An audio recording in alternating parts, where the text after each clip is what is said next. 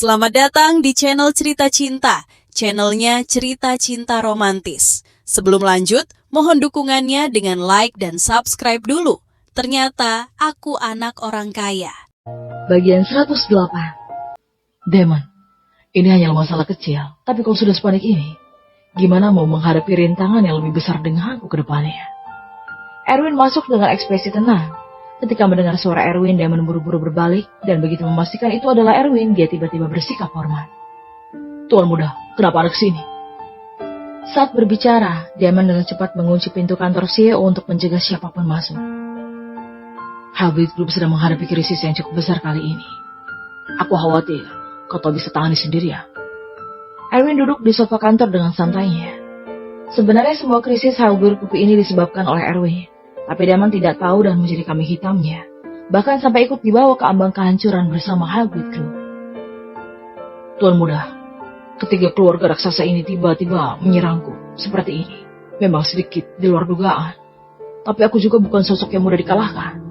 Hanya saja tiba-tiba muncul keluarga Baxter dari ibu kota ini membuatku kesulitan. Sambil berbicara, Damon menuangkan secangkir teh untuk Erwin. Meletakkan teh tersebut di depannya dan melanjutkan. Keluarga Nelson, Davis, dan Lawrence ini tidak pernah kukhawatirkan sama sekali.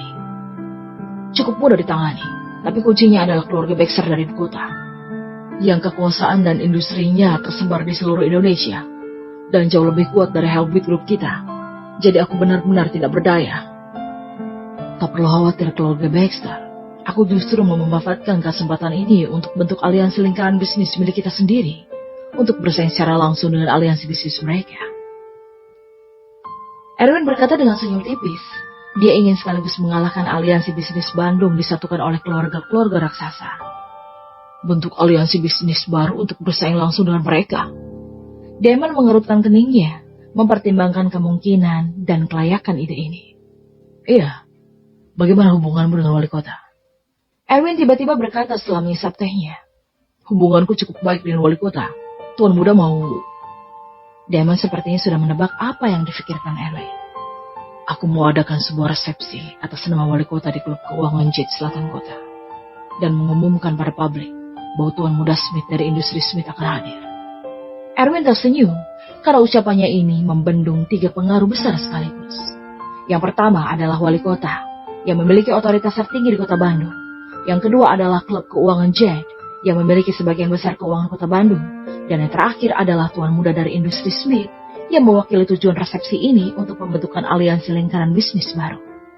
Selain itu, aset Halbit Group merupakan sebuah kekuatan besar juga, terutama hak pembukaan pasar utara kota yang berada di tangan Damon. Dengan keunggulan di atas, itu sepenuhnya melampaui keuntungan yang bisa diberikan oleh aliansi bisnis Bandung yang dibantu keluarga Nelson dan keluarga Davis. Tuan muda bermaksud untuk mengungkapkan identitas sendiri untuk membalikan keadaan. Damon merasa sedikit bersemangat begitu memikirkan hal ini. Jika tuan muda turun tangan, maka itu berarti bergabungan perwakilan industri keluarga Smith. Kekuasaan dan industri keluarga Smith di negara ini jelas jauh lebih kuat dari keluarga Baxter. Jadi sepenuhnya bisa menekan keluarga Baxter. Iya, aku akan turun tangan, tapi pakai topeng. Erwin tak ingin benaran menunjukkan wajahnya. Hanya sebatas memanfaatkan identitas pewaris keluarga Smith untuk menekan kesombongan keluarga Baxter. Kalau tidak, sepertinya memang tidak ada seorang pun di kota Bandung yang mampu melawan status Drake sebagai putra tertua keluarga Baxter dari ibu kota. Baik, aku akan melaksanakan tugas sebaik mungkin. Sedangkan untuk wali kota, akan aku undang dan bujuk secara pribadi.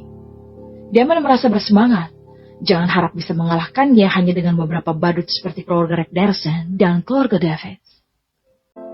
Damon bertindak cepat, dan hanya butuh 2 hari untuk meyakinkan Oswin, sang wali kota.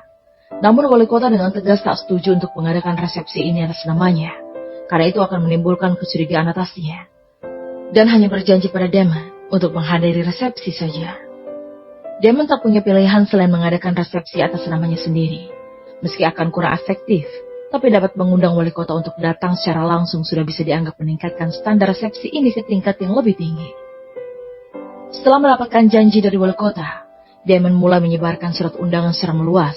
Selain keluarga Nelson, Lawrence, dan Davis, semua grup atau perusahaan keluarga kecil maupun besar lainnya yang ada di kota Bandung menerima undangan resepsi yang diadakan oleh Damon di klub keuangan Jet. Mau mereka itu anggota aliansi bisnis Bandung atau bukan, mereka semua menerima surat undangan dari Damon. Selain itu, Damon juga mengumumkan bukan hanya Andy, sang manajer umum klub keuangan Jet yang akan menghadiri resepsi, tetapi juga pewaris keluarga Smith, yaitu Tuan Muda Smith juga akan datang. Nama Erwin sengaja tidak disebutkan, seolah Tuan Muda Smith adalah nama pewaris keluarga Smith. Begitu surat undangan tersebar, semua keluarga di distrik bisnis kota Bandung heboh. Satu persatu keluarga dan perusahaan yang tersebar di seluruh kota Bandung menunjukkan minat dan harapan yang besar untuk resepsi ini. Di kantor CEO Regnersen Group, Steve dengan serius melihat dokumen dan menelusuri kebijakan preferensial untuk berbagai anggota yang akan diperkenalkan oleh Aliansi Bisnis Bandung. Tiba-tiba pintu kantor terbuka dengan paksa, dan Rizal bergegas masuk dengan cemas. Tuan, ini gawat. Damon sudah mulai melawan kita. Oh, Damon menyerang balik? Untuk apa sepanik itu? Bukannya itu sesuatu yang sudah pasti akan terjadi? Coba, jelaskan lebih rinci. Semenjak menjadi ketua Aliansi Bisnis Bandung, Steve yang sekarang bahkan sampai meremehkan Damon. Karena Aliansi Bisnis Bandung di tangannya telah menguasai 60% total industri kota Bandung. Perasaan memegang kekuasaan sebesar ini membuatnya semakin sombong saja. Damon mengadakan resepsi di klub keuangan Jet, mengundang semua keluarga besar maupun kecil yang ada di kota Bandung. CEO semua perusahaan dan Oswin sang wali kota, Andi si manajer umum klub keuangan Jet, dan satu tokoh penting yang tak terduga. Rizal berkata dengan gelisah, tokoh penting di kota Bandung ini? Siapa yang punya identitas lebih berpengaruh dari Drake yang merupakan putra tertua keluarga Baxter dari ibu kota? Sudut mulut Steve berkedut ringan. Semenjak bekerja sama dengan keluarga Baxter, dia telah membayangkan membuka cabang bisnis keuangan keluarga Regnersen hingga ke seluruh Indonesia maupun seluruh dunia dengan bantuan keluarga Baxter. Kemudian memasuki peringkat Forbes, serta terdaftar menjadi perusahaan terkaya di dunia dan berada di pijakan yang sama dengan para bos konsorsium dunia. Satu-satunya pewaris industri keluarga Smith, Tuan Muda Smith. Rizal berkata dengan suara gemetar. Keluarga Smith? Pewaris keluarga Smith yang mana? Keluarga kaya kelas 2 di selatan kota itu. Keluarga itu tak perlu dikhawatirkan. Walaupun CEO-nya datang sekalipun aku juga tidak takut. Menangani kerojo seperti itu satu jentikan jari saja sudah cukup. Steve masih menganggap enteng, mengira itu adalah keluarga kaya kelas 2 di selatan kota Bandung. Tuan CEO, itu bukan keluarga di selatan kota, tapi keluarga kaya raksasa top dunia. Dengan kepala keluarga bernama Arthur Smith. Apa? Keluarga kaya raksasa top dunia? Steve tampak tidak percaya. Mana mungkin pewaris dari keluarga top dunia datang ke kota tingkat ketiga seperti kota Bandung ini. Itu tidak masuk akal. Sudah gali tentang kebenaran informasi ini. Jangan bicara omong kosong di sini. Keluarga raksasa top dunia diundang Damon. Memangnya Damon pikir dia itu siapa? Itu sama sekali tidak mungkin. Steve tidak bisa duduk diam lebih lama dan berdiri dari kursi. Jika informasi ini benar, maka bahkan keluarga Baxter sekalipun akan tak berdaya. Meskipun keluarga Baxter punya bisnis besar dan menempati urutan ke-10 dalam peringkat keluarga terkaya, tapi Smith terlalu gegabah untuk menghadapi keluarga Smith. Masih tidak jelas untuk saat ini. Hanya saja surat undangan Damon yang tertulis begitu.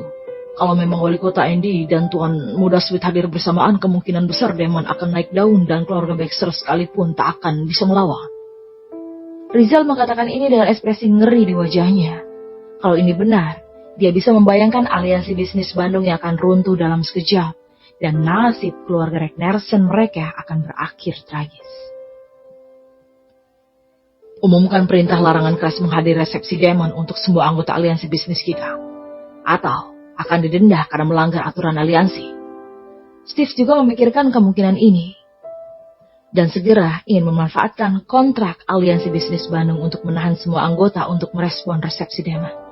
Dengan begitu, resepsi Damon yang tidak dihadiri siapapun pada akhirnya akan menjadi bahan lelucon, walaupun sudah mengundang tokoh sepenting apapun.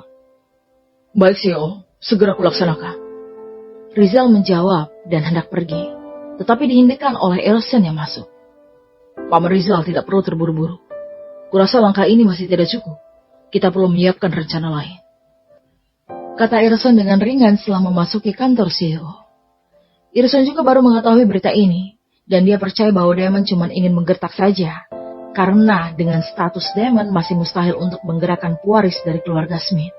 Ini jelas merupakan propaganda palsu yang dibuat-buat oleh Damon untuk resepsi ini. Persiapan apa lagi diperlukan? Steve dan Rizal memandang Elsen pada saat yang sama dengan ekspresi bingung. Aku mau menyelinap ke resepsi Damon secara diam-diam dan menunggu kesempatan untuk membongkar kebohongan dan mempermalukannya. Jadi aku mau minta bantuan Paman Rizal untuk dapatkan surat undangan ke resepsi Damon. Elsen sudah memutuskan untuk melakukan ini karena sejujurnya serangan balik Damon cukup kuat. Kalau mereka tidak dapat mengacaukan resepsi ini, maka kemungkinan besar akan menyebabkan serangkaian reaksi. Aliansi bisnis Bandung mereka mungkin akan runtuh, dan keluarga Regnersen akan berakhir bangkrut, yang merupakan peristiwa yang tidak dia inginkan. Baik Tuan Muda akan kukarahkan ke bawahan untuk mendapatkan surat undangan. Kemudian mengumumkan perintah larangan bagi anggota aliansi untuk menghadiri resepsi demo. Setelah jawab itu, Rizal buru-buru mundur, karena kedua hal itu terkait dengan keberlangsungan keluarga Regnersen. Tak lama kemudian, anggota aliansi bisnis Bandung menerima perintah yang dikeluarkan oleh Steve, yang melarang keras semua anggota aliansi untuk menghadiri resepsi Damon di klub keuangan Jet, atau akan dihukum denda bagi yang melanggar aturan. Untuk sementara waktu, para anggota aliansi bisnis Bandung berada dalam dilema. Tidak sedikit anggota yang berwawasan luas mulai memikirkan situasi kota Bandung saat ini. Sekarang adalah saatnya bagi mereka untuk memilih. Siapapun yang memenangkan taruhan ini akan berkembang pesat, sedangkan bagi yang memilih pihak yang kalah akan berakhir tragis ataupun bangkrut. Rumah tua keluarga Aleda. Hari ini Tuan Besar Aleda mengumpulkan semua anggota keluarga Aleda untuk makan bersama, yang bertujuan untuk mendiskusikan suatu hal penting yang berkaitan dengan masa depan keluarga Aleda. David Aleda memiliki 3 putra, 1 putri, dan 7 cucu. Pada usianya yang ke-80 ini, sisa waktunya tidak akan lama lagi. Dia seharusnya pensiun dan menikmati kehidupan di rumah. Namun peristiwa besar yang terjadi di kota Bandung baru-baru ini terus berdatangan. Dan masing-masing terkait dengan masa depan keluarga Aleda. Jadi dia terpaksa harus turun tangan dan mengambil semua anggota keluarga untuk berdiskusi bersama. Alasanku memanggil kalian ke sini bukan hanya untuk makan bersama, tapi juga untuk masalah yang sangat penting untuk didiskusikan. Kalian semua seharusnya dapat undangan resepsi dari Damon di klub keuangan J, dan tertulis 3 tokoh utama yang akan ikut hadir. Ketika Tuan Besar Aleda mengatakan ini, Lukas dan yang lainnya mengangguk, karena memang dapat surat undangan dari Damon untuk resepsi. Dan pada saat yang sama juga menajamkan telinga untuk mendengarkan dengan seksama. 3 tokoh penting yaitu Oswin, yang mewakili otoritas tertinggi di kota Bandung. Setauku Oswin ini biasanya tidak menghadiri resepsi bersifat komersial seperti ini. Jadi sudah jelas Oswin memberi muka pada Damon sehingga bersedia hadir. Semua orang mengangguk setuju. Resepsi yang dihadiri wali kota sendiri saja sudah patut dikunjungi. Karena kalau bisa berteman dengan wali kota, itu pasti akan sangat bermanfaat bagi masa depan keluarga Aleda. Kemudian Andy, manajer umum klub keuangan Jet. Seperti yang kita tahu, klub keuangan Jet ini adalah pusat keuangan kota Bandung. Investasi, perbankan, asuransi, dan industri keuangan lainnya yang mereka punya itu jauh lebih banyak daripada keluarga Regnersen. Jadi, Andy ini pada dasarnya mewakili sebagian besar keuangan kota Bandung. Lukas dan yang lainnya juga mengangguk setuju.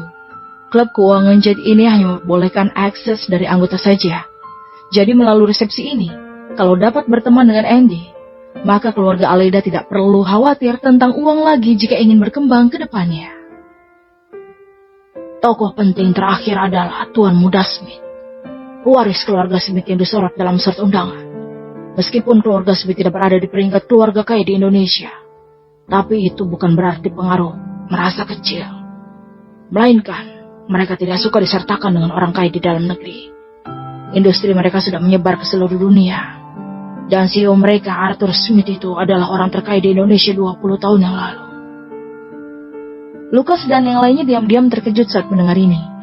Kalau bisa memiliki sedikit hubungan dengan orang kaya yang sudah melampaui 10 keluarga teratas di negara ini, yang memiliki kekuasaan dan industri kelas dunia, maka masa depan keluarga Aleda tidak perlu diragukan lagi. Menurut ayah, Damon beneran bisa mengundang tuan muda kelas dunia itu datang? Tanya Simon Aleda dengan ragu. Sebenarnya ini merupakan pertanyaan semua orang di sini. Karena mana mungkin pewaris keluarga kaya top dunia mau datang ke kota tingkat ketiga seperti kota Bandung. Memangnya status Demon mampu untuk itu? Bahkan Lukas yang cukup dekat dengan Demon saja tidak percayakan hal itu. Sejujurnya aku juga tidak percaya. Tuan Besar Alida langsung menyatakan pendapatnya, kemudian melanjutkan. Sangat mungkin Demon hanya memanfaatkan nama Tuan Muda Smith untuk menekan keluarga Baxter dari aliansi bisnis Bandung. Tapi pada saat yang sama tidak menutup kemungkinan Tuan Muda Smith ini benaran akan datang. Mendengar ini semua orang di sini menarik nafas dalam. Kalau Tuan Muda Smith ini benar datang, aliansi bisnis Bandung yang dibentuk susah payah oleh keluarga Ragnarsson dan keluarga Davis mungkin akan runtuh dalam satu malam. Sepemahamanku tentang Demon, kemungkinan Tuan Muda Smith bisa hadir sangat tinggi, dan kita tidak boleh taruhan sepenuhnya pada satu pihak saja, kata Tuan Besar Aleda dengan penuh arti. Maksud ayah mau kita bagi menjadi dua kelompok untuk mendukung aliansi bisnis Bandung sekaligus Demon? Lukas berkata dengan jelas. Ya, mau pihak mana yang menang pada akhirnya keluarga Aleda kita tidak akan hancur. Setelah jeda, Tuan Besar Aleda melanjutkan. Aku dan abang tertua kalian sudah tanda tangan kontrak aliansi bisnis Bandung. Jadi sementara ini akan berada di pihak keluarga Ragnarsson. Jadi kalian bertiga hadiri saja resepsi Demon besok. Ayah, apa ini tidak apa-apa? Keluarga Ragnarsson tidak akan menyalahkan kita kan? Simon berkata dengan khawatir, mengingat Steve sudah mengeluarkan larangan bagi anggota yang menandatangani kontrak untuk menghadiri resepsi Demon. Itu akan dianggap sebagai pelanggaran aturan kontrak dan dikenakan denda besar. Jika terjadi kesalahan, aku akan bertanggung jawab. Tuan Besar Alida menunjukkan keberaniannya. Jika hanya bertindak bodoh dengan memilih satu pihak saja, ia justru akan mempersempit masa depan keluarga Alida setelah mengatakan itu. Tuan Besar Alida mengingatkan dengan sedikit canggung. Dan juga, untuk semua cucu perempuanku yang akan pergi ke resepsi besok, suruh mereka dandan secantik mungkin. Semua orang tercengang untuk sementara waktu. Apa yang sebenarnya terjadi? Tuan Besar Aleda yang selalu mengutamakan anak laki-laki daripada anak perempuan, dan selalu tidak peduli dengan cucu perempuannya, kali ini tiba-tiba mengatakan hal seperti itu. Sungguh aneh. Kenapa ayah tiba-tiba peduli? Mary yang duduk di sebelah Lukas berkata tanpa sadar. Dia hanya punya seorang putri, dan biasanya selalu diabaikan oleh Tuan Besar Aleda. Tapi sekarang tiba-tiba menjadi seperti ini. Jadi otomatis dia harus bertanya untuk mengetahui alasannya dengan jelas. Seharusnya Tuan Muda Smith seumuran dengan para cucu perempuanku. Tuan Besar Aleda hanya mengucapkan kalimat itu, tapi semua orang yang hadir langsung mengerti, lagi pula mereka tidak bodoh. Tidak heran Tuan Besar Aleda tiba-tiba menyuruh cucunya dandan secantik mungkin. Ternyata ingin menargetkan Tuan Muda Smith. Meskipun peluang ini lebih rendah daripada memenangkan lotre, tapi bagaimana kalau berhasil memikat hati Tuan Muda Smith? Itu jelas sebuah batu loncatan besar bagi keluarga Aleda. Bersama